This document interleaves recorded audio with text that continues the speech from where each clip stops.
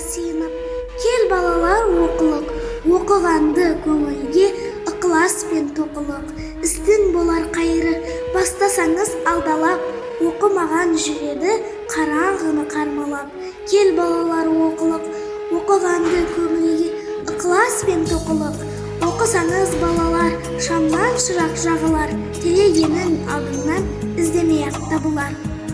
Кел балалар оқылық, оқығанды көңілге ықылас пен тоқылық.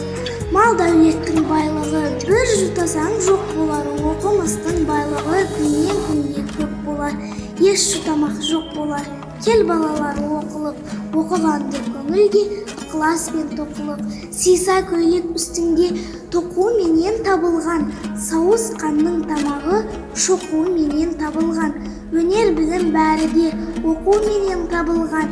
Кел балалар оқылық, оқығанды көңілге ықылас пен тоқылық. Надандықтың белгісі еш ақылға жарамас, жайылып тұрған айуандай ақ қараны танымас, аяңшыл ат арымас, білім деген қарымас, жөн білмеген наданға қыдыр ата дарымас.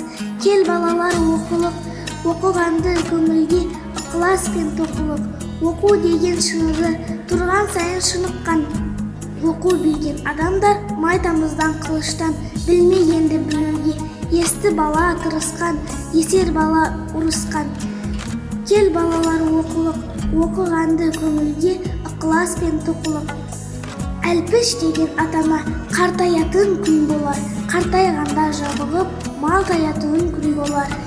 Ата енең қартайса сүйеу болар бұл оқу, қартайғанда мал тайса түйеу болар бұл оқу.